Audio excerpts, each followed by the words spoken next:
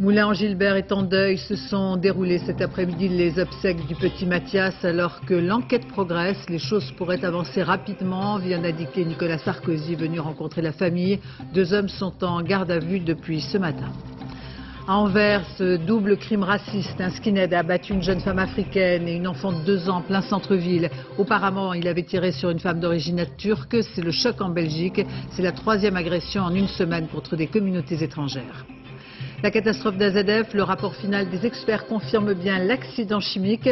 L'avocat Total rejette en bloc ses conclusions et réclame une reconstitution de l'explosion du 21 septembre 2001.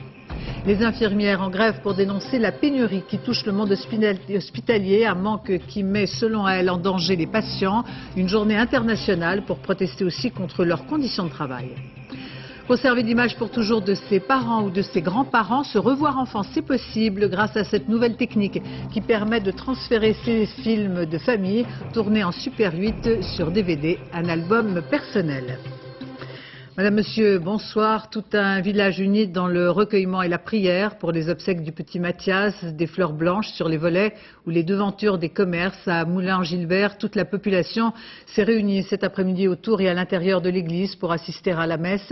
Une atmosphère de chagrin et de tension alors que du côté de l'enquête, 2 hommes ont été placés en garde à vue. Une enquête qui progresse rapidement, indique Nicolas Sarkozy qui avait fait le déplacement à Anouk Burel, Zindenberkus.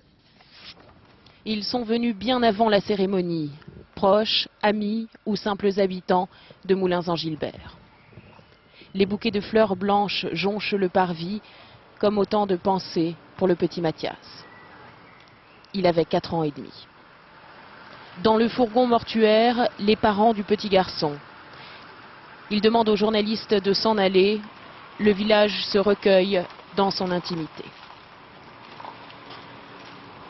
Moi, pour moi, c'était trop. Je suis partie avant. Hein. On peut faire rien que voir le petit cercueil. Moi, c'était trop émouvant pour moi. Puis, j'arrive pas à comprendre que des personnes puissent faire mal à des enfants. Faut être fort là, hein. Parce que ça nous touche. Hein. Partout, les commerçants ont fermé leurs volets, leurs boutiques. Rue déserte et silencieuse, en hommage à l'enfant du village. Arrivé dans l'après-midi, après les obsèques, Nicolas Sarkozy est venu assurer son soutien aux parents du petit Mathias.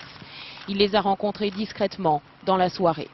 Sur l'enquête, le ministre de l'Intérieur a tenu à féliciter le travail des enquêteurs. Je dis simplement que les gendarmes sont en train de faire un travail remarquable et que j'ai confiance. Est-ce que les choses peuvent avancer rapidement? Oui. Car l'enquête progresse. En ce moment, 2 hommes sont en garde à vue à la gendarmerie de Château-Chinon. Les enquêteurs attendent beaucoup de ces auditions. À Marseille maintenant, le ravisseur présumé de la petite Madison, retrouvé morte lundi dernier à Aiguière, a été entendu aujourd'hui dans un hôpital de la ville. L'homme, vous le savez, a tenté de se suicider à l'arrivée des gendarmes. Aujourd'hui, les enquêteurs essaient de comprendre ce qui a pu se passer, les mobiles de l'enlèvement et les causes du décès. En Belgique, je vous disais en titre, un jeune homme proche de l'extrême droite a mené une véritable équipée meurtrière en plein jour et dans le centre-ville. Il a pris pour cible successivement une jeune femme d'origine turque, puis a abattu une jeune africaine et la fillette dont elle avait la charge.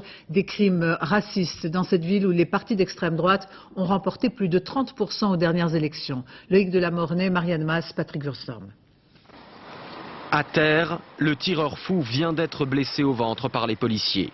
Malgré leur riposte rapide, ils n'ont pas pu empêcher le drame qui s'est joué quelques minutes auparavant. En pleine rue, le tireur ouvre d'abord le feu sur une femme d'origine turque. Elle est blessée au thorax mais s'en sortira. Puis il abat une femme d'origine malienne qui tenait à la main une petite fille blanche. Les 2 sont tués sur le coup. Oui, je connais les victimes. C'est la babysitter et l'enfant d'un de mes collègues. D'après les premiers éléments, Hans van Temsche, 18 ans et inconnu des services de police, a agi seul. En début de semaine, il s'était rasé la tête et avait acheté légalement une carabine et des munitions dans cette armurerie. Manifestement, il était à la recherche de personnes d'origine étrangère pour les abattre. C'est ce qu'il a lui-même déclaré. Selon la police, les vêtements du jeune homme et des tracts retrouvés dans ses poches démontrent ses sympathies pour l'extrême droite. Un membre de sa famille est d'ailleurs député du Vlaams Belang, autrefois appelé Vlaams Blok, le principal parti d'extrême droite. Anvers, deuxième ville de Belgique, est l'un de ses bastions. Le Vlaams Belang y a recueilli 33% des voix aux dernières élections municipales.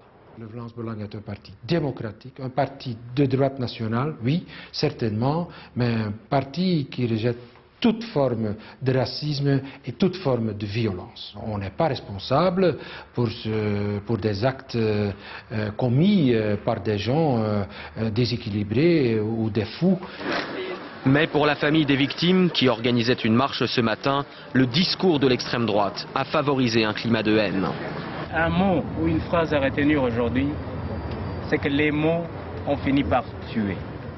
Le Premier ministre belge s'est adressé à la nation, déclarant que nul ne peut ignorer ce à quoi l'extrême droite peut mener. Le week-end dernier à Bruges, c'est un Français d'origine africaine qui a été tabassé par 5 skinheads. Ce soir, il est toujours dans le coma. La Française Nathalie Guettelif pourrait rester en prison au Canada jusqu'en juillet prochain, accusée d'avoir enlevé ses 2 enfants pour les soustraire, dit-elle, à l'influence de leur père, adepte d'une secte, mais considérée comme une église au Canada. Nathalie Guettelif s'est vue refuser sa remise en liberté conditionnelle. Son avocate pourrait faire appel. Le point de l'affaire avec Aurélia Guim.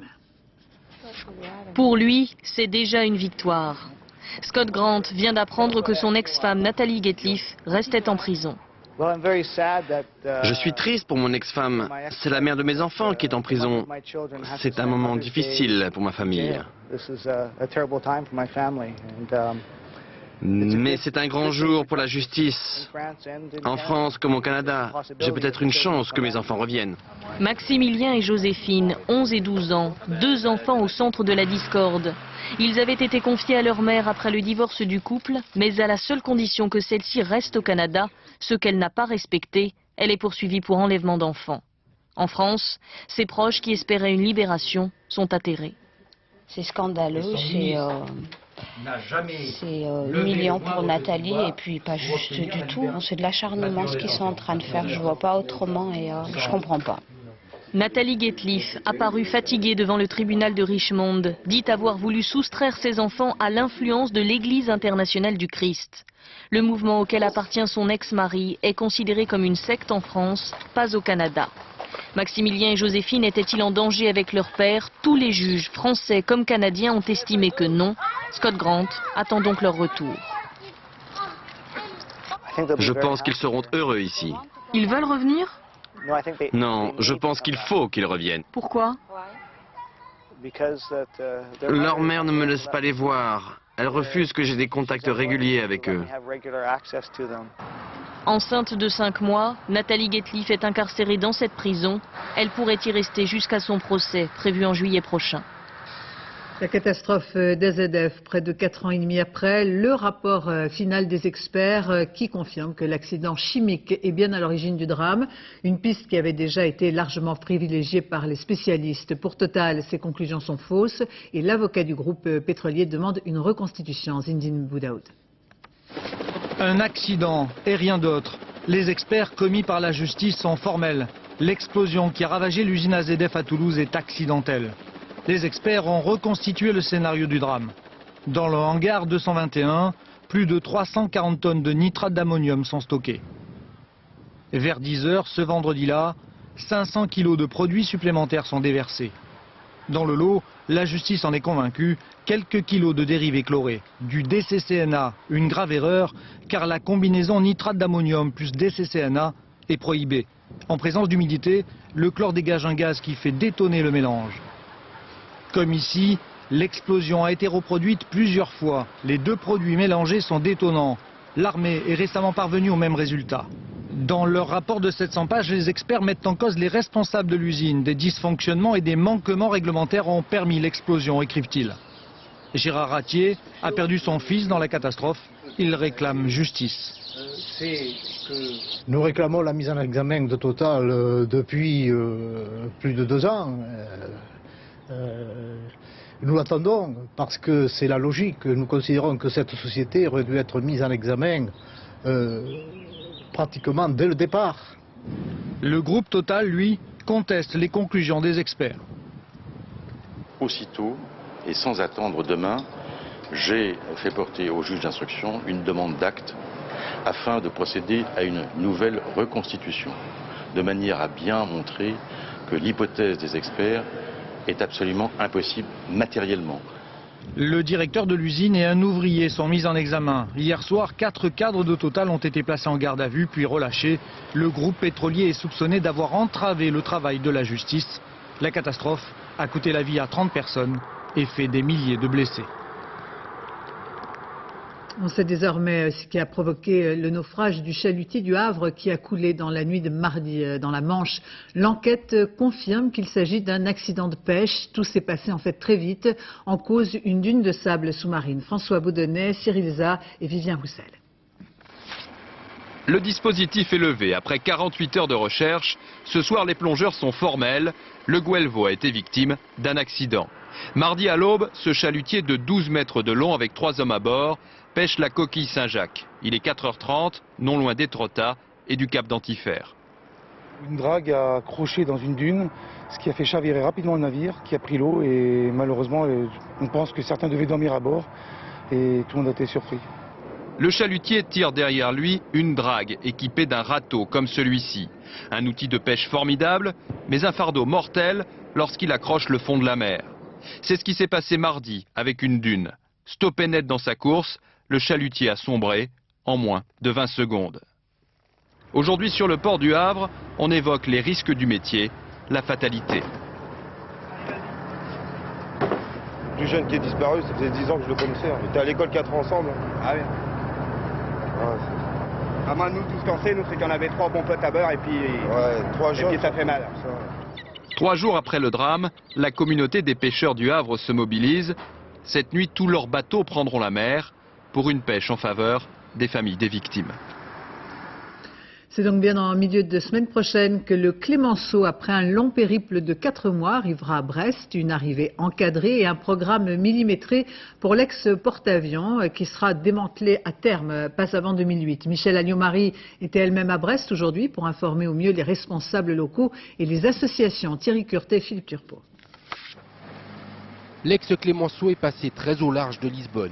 Il cingle vers Brest, où il pointera son étrave, au plus tôt mercredi.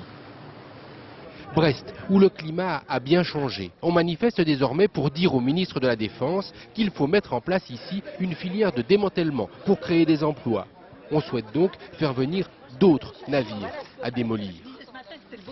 Face aux élus, Michèle Agneau-Marie a rappelé que le Clémenceau faisait désormais l'objet d'un appel d'offres. Moi, je ne peux pas vous dire aujourd'hui où se fera le démantèlement, parce que cela va résulter également des propositions qui nous seront faites par les industriels, des propositions qui vont prendre en compte toutes les données du problème.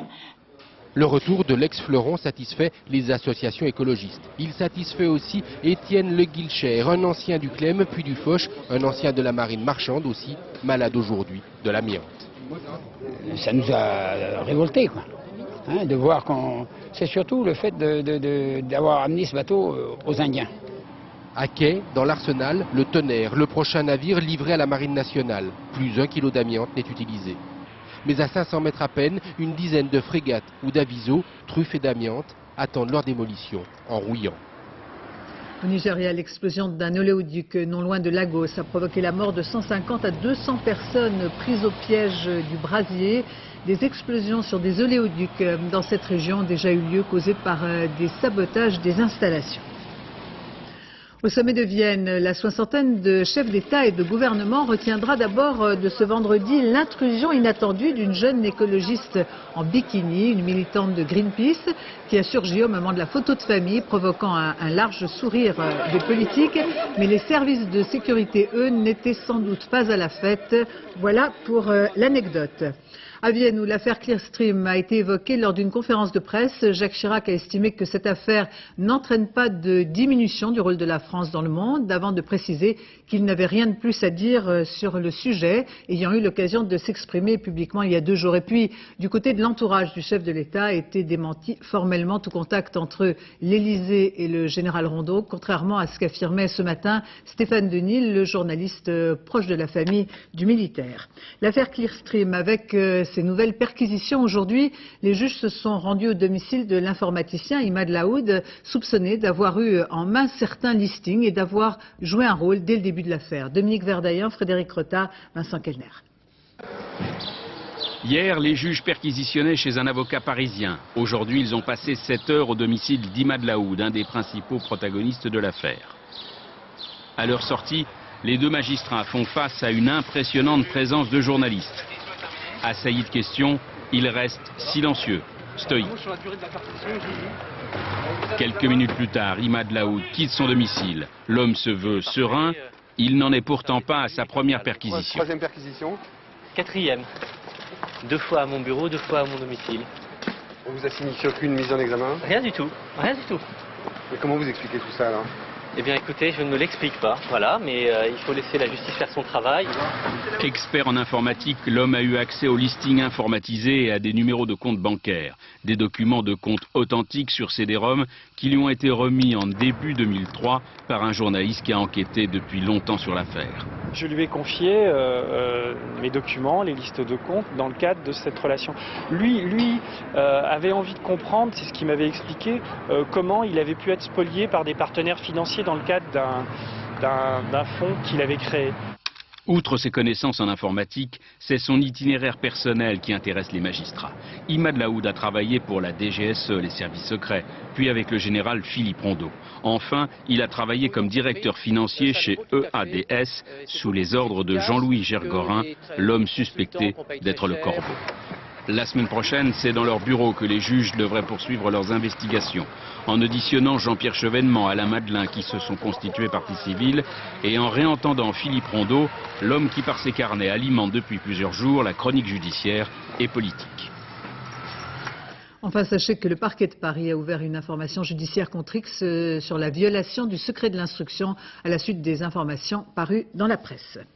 Petite phrase du jour, celle du Premier ministre qui, revenant d'un déjeuner avec 2 de ses ministres, est rentré à pied à Matignon, s'adressant alors en ces termes aux journalistes et aux photographes qui l'attendaient. On l'écoute. Bonjour Monsieur le Premier ministre. Vous allez bien? Vous auriez dû venir avec nous, on a fait une belle balade là. Ça nous a prévenu, Monsieur le Premier ministre. Vous êtes là comme des fonctionnaires, accrochés à la moule. Non, on est fonctionnaires. Vous êtes là comme la moule accrochée au rocher. Non, Monsieur le Premier ministre, pas dans les fonctionnaires.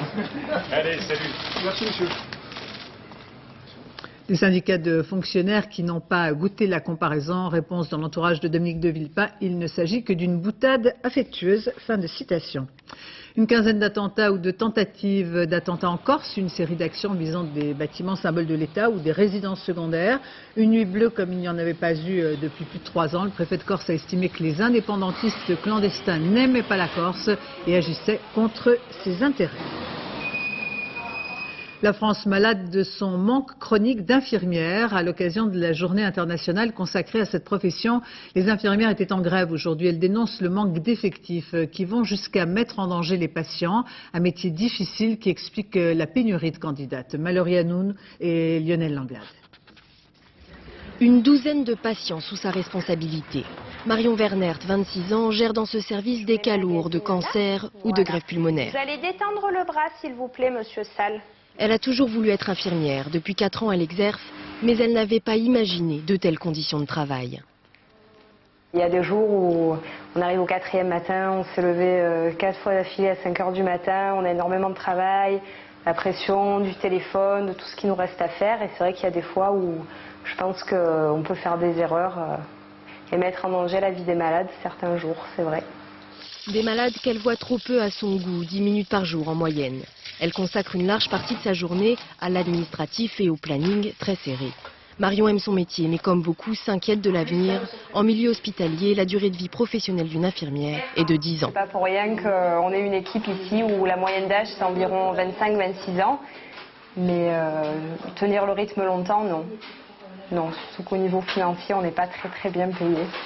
1 300 € net à l'embauche. Correct pour un début de carrière, mais avec de faibles perspectives d'évolution. Encore.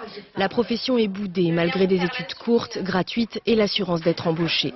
Difficile de recruter, et depuis les 35 heures, il n'y a plus que 2 infirmières dans ce service. Lorsqu'on a par exemple 2 transplantés pulmonaires récents dans le service, logiquement, 2 infirmières pour ces 2 malades, il n'y a plus d'infirmières pour les 18 autres.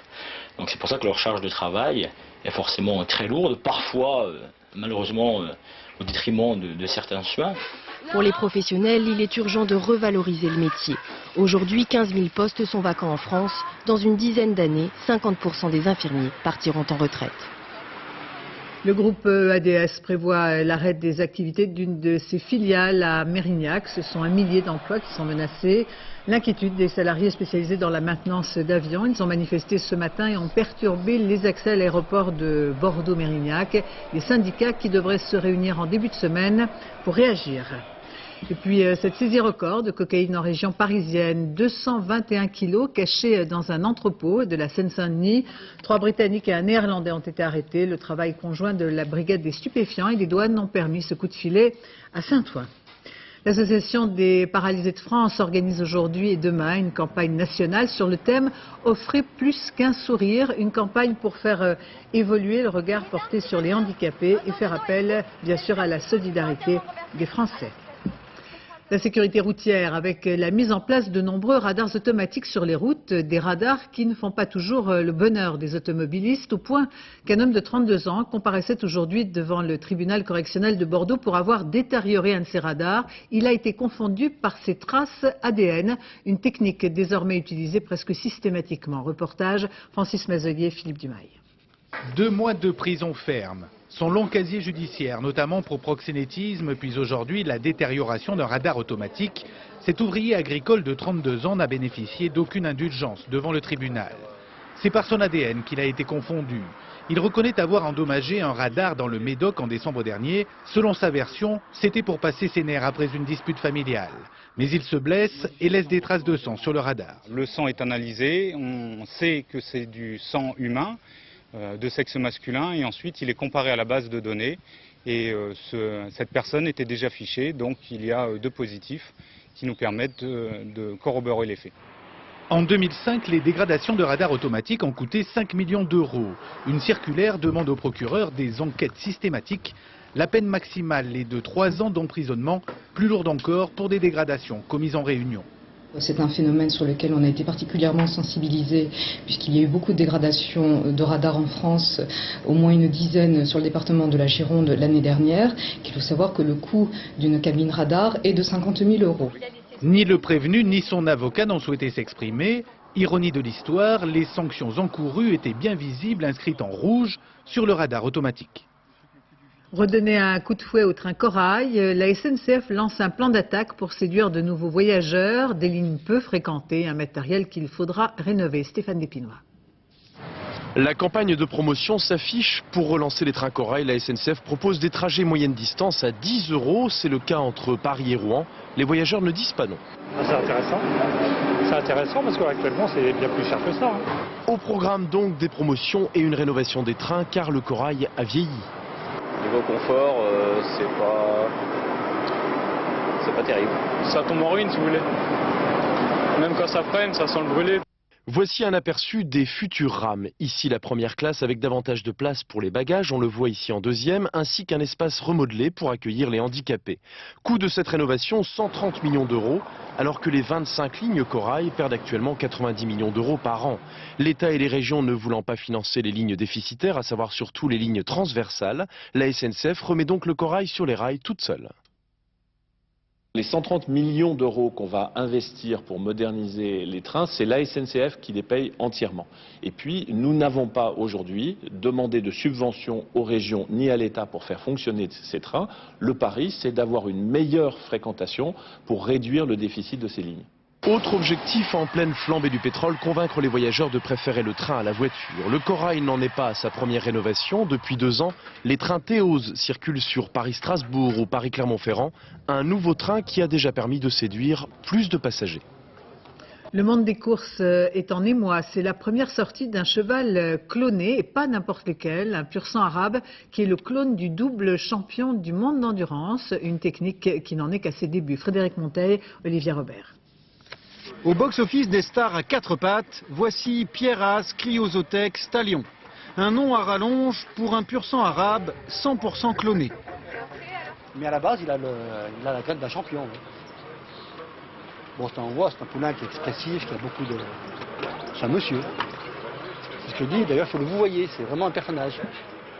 Et ce monsieur de 15 mois, vous voyez, déjà vénéré, est la copie conforme de Pierras, 24 ans. Champion du monde d'endurance, sans descendance, car castré à l'âge de 3 ans. Il a donc été cloné en laboratoire Mais attention, la copie n'égalera pas l'original. C'est pas forcément le meilleur cheval du monde parce que dans la performance, il y a une partie qui est l'environnement et qui a une grande part de hasard. C'est-à-dire que ce qui fait le champion, ce sont ses gènes combinés à son histoire. Et il n'a pas forcément la même histoire que Pierraz. De toute façon, la copie de Pierraz se destine à une carrière de reproducteur. Ça tombe bien, les clones sont interdits de trot ou de galop à Vincennes. Il n'est pas question de faire en sorte que l'élevage soit réalisé en laboratoire. C'est une activité qui relève des lois naturelles et il faut que ça le reste. Le clone de Pierraz pourra toujours se rattraper dans les courses d'endurance moins sélectives ou alors vendre son patrimoine génétique. 250 000 € l'animal, 1 500 € la saillie. Natation, la Française Laure Manodou a battu en fin d'après-midi le record du monde du 400 mètres nage libre lors des championnats de France à Tours. Nathanaël Deringsa. Pas d'explosion, peu d'émotion, juste les félicitations d'une de ses adversaires. Visiblement, Laure Manodou a du mal à réaliser. Elle vient pourtant d'accomplir un des plus beaux exploits de la natation française. Dans cette piscine de Tours, la nageuse de Melun était juste venue décrocher un nouveau titre national. Mais avec son entraîneur, elle nourrissait d'autres ambitions. Dans une forme exceptionnelle, elle prend rapidement de l'avance sur le record du monde de la discipline, celui de l'américaine Janet Evans, le plus vieux record de la natation mondiale. Manodou semble seule dans le bassin, tant elle va vite pour ses adversaires. Après 300 mètres de course, elle est toujours en avance. Le public ne tient plus en place. Depuis Christine Caron en 1964, aucune nageuse française n'a battu de record du monde. Laure Manodou tient jusqu'au bout.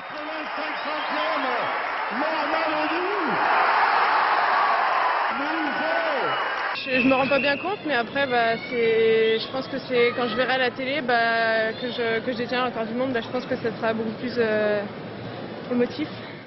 Elle connaissait l'ivresse du titre olympique. Elle avait déjà goûté au bonheur d'un sacre mondial. Aujourd'hui, elle est devenue la nageuse la plus rapide de l'histoire sur 400 mètres, à seulement 19 ans. Et puis en athlétisme, l'américain Justin Gatlin vient tout juste de battre le record du monde des 100 mètres en 9 secondes et 76 centièmes lors de la réunion de Doha. Déjà champion du monde et champion olympique, Gatlin est devenu à 24 ans le nouveau détenteur de ce record mythique, un record détenu jusqu'à présent par le Jamaïcain Asafa Powell. Football, 30 ans après, retour sur l'épopée des Verts de Saint-Étienne qui ont connu leur moment de gloire, précisément le 12 mai 1976 à Glasgow, lors de la finale de la Coupe d'Europe. Aujourd'hui, ils étaient réunis à la Maison de la Radio pour fêter l'événement. Retour sur une journée particulière. Christophe Duchéron, Valérie Lucas. On vous parle d'un temps que les enfants d'aujourd'hui ne peuvent pas connaître, mais qui gagne pourtant à être connu. La preuve, pour fêter la défaite du 12 mai 1976, il y avait un gâteau sans bougie et l'équipe des Verts au grand complet. Un peu d'embonpoint, c'est le poids des ans. Quelques rides en plus, des cheveux en moins. On a vraiment connu de tels moments de joie, de telles émotions, que vraiment les liens qu'on a tissés sont vraiment très forts et on a beaucoup de plaisir à se revoir. Il y a 30 ans, envers et contre tout, enfin surtout contre le Bayern de Munich, Saint-Étienne jouait la finale de la Coupe d'Europe, qu'aucun club français n'avait encore jamais gagné. À Glasgow, 25 000 supporters, en France des millions de téléspectateurs, sur le terrain plus qu'un match de foot, une dramatique. En 2 coups du sort et 2 ballons sur la barre, les Stéphanois vont réussir bien malgré eux à faire des poteaux carrés un objet de débat national. Ce soir-là, il y eut 2 vainqueurs, un vainqueur moral mais sans trophée, Saint-Étienne, et un vainqueur comptable et très content, le Bayern de Munich, qui s'impose 1-0.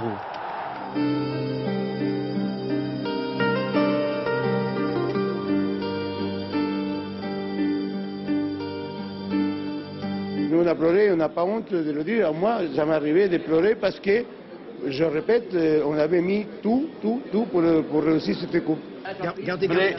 Jour pour jour, 30 ans après, toujours vert et populaire, photos dédicacées, maillots qu'on vient faire signer, c'est l'étoffe des héros. Herbin, Battenel, les frères Revelli, Janvion et les autres, au lendemain de la défaite de Glasgow sur les Champs-Élysées, ils furent fêtés par la foule, eux qui n'avaient pas gagné la finale mais le cœur des supporters. Hommage aux vaincus, à l'épopée de l'AS Saint-Étienne. 22 ans plus tard, ici même, défilaient les champions du monde de foot, Les champs étaient bleus et pourtant, on n'oubliera jamais les verts. La fête du nautisme ce week-end un peu partout en France. Une fête pour tester la voile, le kayak et l'aviron. À La Rochelle, les festivités ont déjà débuté. Mickaël Repars, Alain Darigrand. Une fois qu'on aura hissé la grand voile, on mettra le génois et on partira tranquille avec le vent qui va nous pousser. Et les conditions sont idéales pour cette balade au large de La Rochelle. La fête du nautisme, c'est l'occasion pour ceux qui le souhaitent de découvrir le monde de la mer. Jean Gérard est à la barre de ce luxueux voilier, c'est un désir de gosse qui se réalise. C'est un rêve qui est tellement a priori inaccessible effectivement que c'est même plus tout à fait un rêve. Et c'est génial, là j'ai l'impression d'être le roi du pétrole. Alain, propriétaire d'un bateau à moteur, est venu chercher d'autres sensations. C'est vrai que c'est complètement dépaysant. Pour quelqu'un qui n'a jamais fait, qui a fait du moteur, c'est le jour et la nuit, quoi. Mettez la petite voile du côté de la grande. Un peu plus loin, sur le plan d'eau, ce sont les plus jeunes qui s'initient au catamaran de sport. Pas évident quand on n'en a jamais fait. Attention, attention. Mais une fois le bateau bien en main, les sensations sont garanties. C'est la première fois? Ouais. Et alors? C'est bien, et c'est rigolo. C'est quand même dommage que c'est qu'une journée. Ouais. L'objectif, à mon avis, c'est de convaincre beaucoup de personnes que la voile et le bateau, c'est praticable par tout le monde et non pas que par un certain type de personnes. Et pourquoi pas pour initier aussi les jeunes dans le but de faire peut-être soit des futurs champions en passant par les écoles de voile. À La Rochelle, la fête du nautisme a démarré il y a une semaine. Elle se poursuit ce week-end dans 500 sites en France. Toutes les activités nautiques sont accessibles gratuitement et pour tout le monde.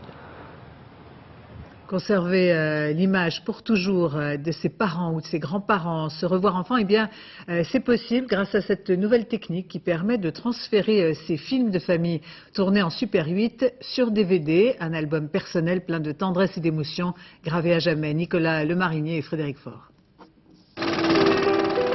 Les mariages, les naissances, les joies de la vie quotidienne, des souvenirs de famille sur pellicule qui dorment au fond d'un placard, attendant que quelqu'un, un jour, remette le nez dans ses souvenirs. Dans la famille Reynaud, c'est Stéphane, le fils aîné, qui a eu le déclic. Je savais que quelque part dans le grenier, il y avait une boîte qui était pleine de bobines. Et là, cette année, j'avais envie de faire un cadeau original à Noël. Et je me suis dit que c'était enfin l'occasion de passer sur un support numérique l'ensemble des bobines Super 8 donc, que j'avais dans mon grenier. Et le jeune homme a confié ses Super 8 à une société qui transfère les bobines sur DVD. Ici, image par image, on numérise et on restaure les films. Souvent vous avez des films qui ont changé de couleur, qui sont magenta, qui sont bleus, qui sont verts. Donc nous on essaye de retrouver les couleurs naturelles. Et on agit également sur la luminosité, sur les contrastes. En un an, cette jeune société a numérisé 10 000 films de famille. Et grâce à Internet, les clients créent eux-mêmes leurs DVD. Ils peuvent accéder à l'intégralité de leurs films et à ce moment-là, choisir l'ordre chronologique, le menu, le chapitrage, la forme de la jaquette et créer un DVD 100% personnalisé. Le prix, environ 60 € pour 3/4 d'heure de Super 8. Retour chez Stéphane Reynaud qui possède désormais son DVD. Ça me procure de l'émotion parce que ça fait aussi longtemps que je n'avais pas vu ces films. Et puis quelque part, je sais que je vais garder une trace. Les souvenirs des Reynaud ont retrouvé une nouvelle jeunesse. Grâce aux technologies modernes, ils résisteront au temps. Pour terminer cette leçon de musique, la musique pour tous et à petit prix, au piano, un prof que l'on aurait tous rêvé d'avoir, Jean-François Sigel, donne ses leçons pour 7 €, un succès tel qu'il faut refuser du monde. Sophie Jouve, Didier Dain. À la mairie du 20e arrondissement, les leçons de musique de Jean-François Sigel attirent encore plus de monde que le mariage d'une vedette. Du coup, les groupies accourent 2 heures à l'avance. Nous sommes accros. C'est un pédagogue extraordinaire. Il est remarquable. Remarquable. Attention! En s'entourant de jeunes interprètes, Sigel veut rendre accessible la musique classique à tout le monde. Démonstration. On pense que c'est de la musique un peu pompon, quoi. Vous savez, Bizet, on sait que Bizet, ça a du succès, décodé de ses premières œuvres méconnues jusqu'à Carmen.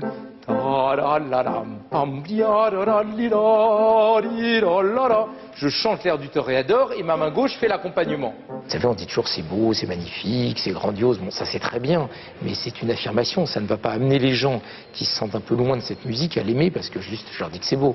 Donc j'essaye de comprendre comment c'est fait.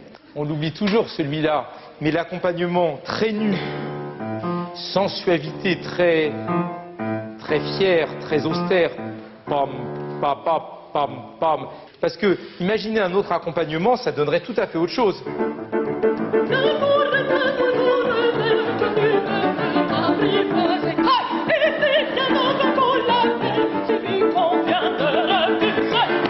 C'était formidable. Alors là, vraiment, il y a de l'humour, il y a de la culture, il y a de tout. Et il arrive à rendre ça absolument passionnant, jamais abscon. On pourrait peiner parfois. C'est parfois de très haut niveau, et pourtant on comprend tout. Là. Zigel, ce recordman des premiers prix du conservatoire, qui tient à vulgariser, sans simplifier. La vie de Bizet, par exemple, puisque aujourd'hui il est question de Bizet, n'a aucun intérêt. Musicien, il a fait le conservatoire, et il est mort un peu jeune, voilà, c'est la seule chose amusante à dire, mais, enfin amusante si je puis dire, qui sort de l'ordinaire, mais c'est pas ça qui est intéressant. Ce qui est intéressant, c'est pourquoi est-ce que l'opéra le plus joué dans le monde, c'est Carmen. Qu'un œil noir te regarde, et que l'amour t'attend, toréador. Aujourd'hui, la leçon de musique a tant de succès qu'elle se décline en DVD et passera dans l'immense salle du Châtelet dès la rentrée, avec toujours le même objectif, aiguiser l'oreille, comme on aiguise l'appétit. C'est la fin de ce journal. Je vous remercie de votre attention. Tout de suite la météo, Nathalie Riouet, puis le point route Valérie Maurice, 20h50 PJ. Quant à moi, j'aurai bien sûr le plaisir de vous retrouver demain dès 13h. Excellente fin de soirée sur France 2.